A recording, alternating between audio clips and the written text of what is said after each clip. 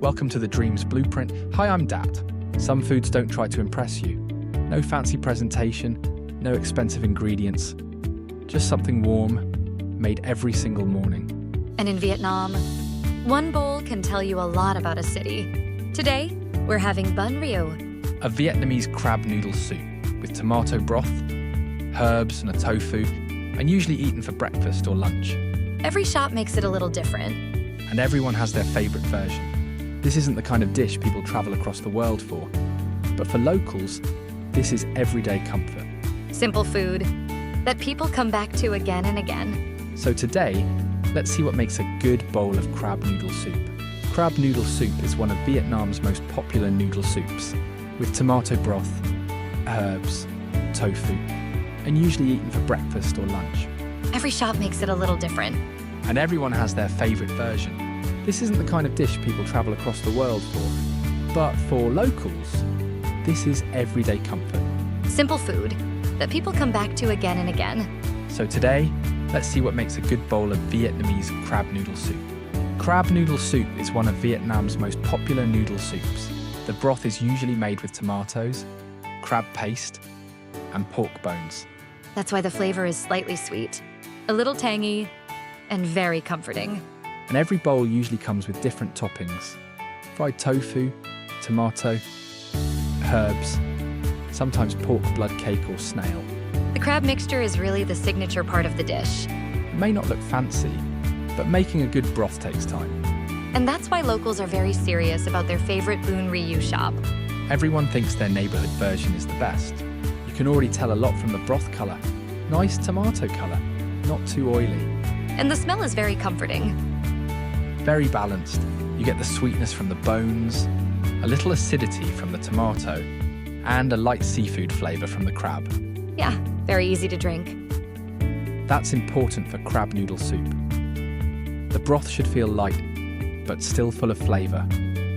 This is the crab meatball, one of the signature parts of Bun Ryu. Very soft texture. You can see the crab mixture inside. Light seafood flavour, and it absorbs the broth really well. Yeah, this is what gives the soup its identity. The noodles are nice and soft, but still have a little bite to them. Yeah, that balance is what makes Bun Ryu so easy to eat. And this is the blood pudding. Very soft, almost like a sponge for the broth.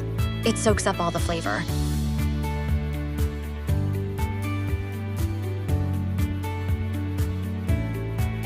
This is green papaya salad with dried beef. It's crunchy, fresh, and a little spicy. Yeah, the texture is the main thing here. You've got the crunch from the papaya, the chewiness from the dried beef. And the sweet, sour, salty dressing ties everything together. Very refreshing after a hot soup. Yeah, it kind of resets your palate. This is one of those dishes you keep eating without realizing. Simple ingredients, but very addictive. Overall, Bun Ryu is really good. It's not complicated, but there's a lot happening in one bowl. Yeah, sweet, sour, savory, all at once. Sometimes it feels very comforting, and sometimes a bit fun too. That's why people eat it so often. Simple food, but never boring.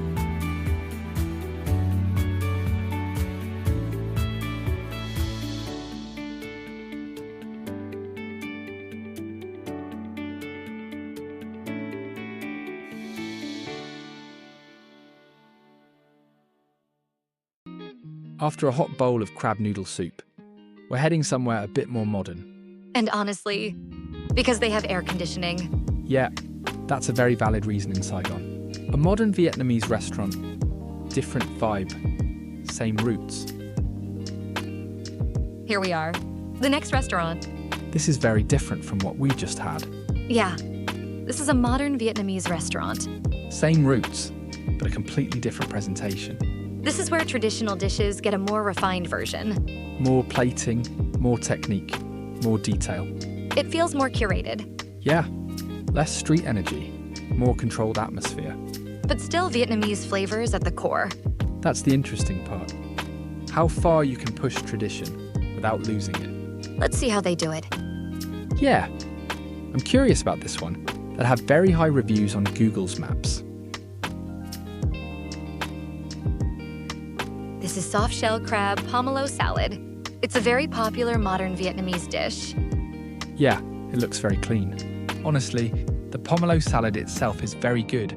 Fresh, citrusy, very refreshing. Yeah, that's the original idea of the dish. But the soft shell crab, I don't think it really adds much to the flavour. Really? Yeah, it feels more like an add-on. Something to make the dish look more premium, but not necessarily to improve the taste. So what do you think overall? The salad itself is great, but honestly, it works better as a simple dish. Sometimes less is more.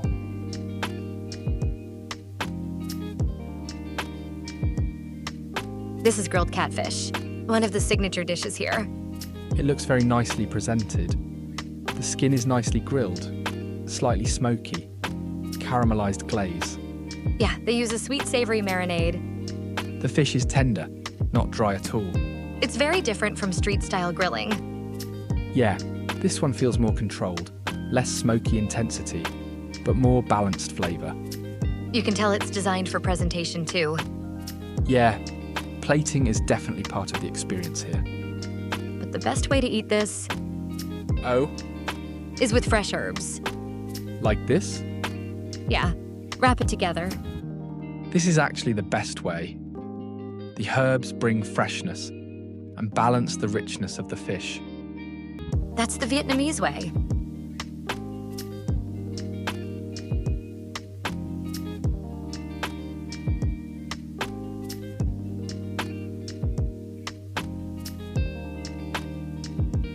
This is steamed lotus stem with onions, ginger, and garlic. It's very clean, light crunch from the lotus stem, but still soft inside. Yeah, it's not heavy at all. This is great paired with rice. The soy-based glaze brings everything together. Very balanced, not overpowering. Simple, but really well executed. This is one of the signature soups here. A very Vietnamese-style flavor combination. It looks very bright, very colorful. We have tofu, tomatoes, pineapple, and turmeric-based broth. Pineapple in soup is interesting. Yeah, it gives a natural sweetness. The broth is slightly tangy, a bit sweet, and aromatic from turmeric. The tofu absorbs the flavor really well. It's actually very refreshing. This is my kind of flavor soup. Like, balanced and easy to eat. It's comfort, but in a more modern way.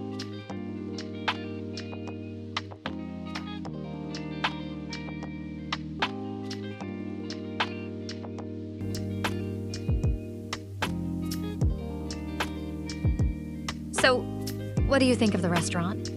Honestly, sometimes we can't fully trust Google reviews, because I was actually asked to leave a 5-star review. And in return, they would give a small discount, like 5% off the bill. Oh, That's why some places end up with perfect 5-star ratings. I refuse the offer, because I think a review should be honest, not exchanged. fair?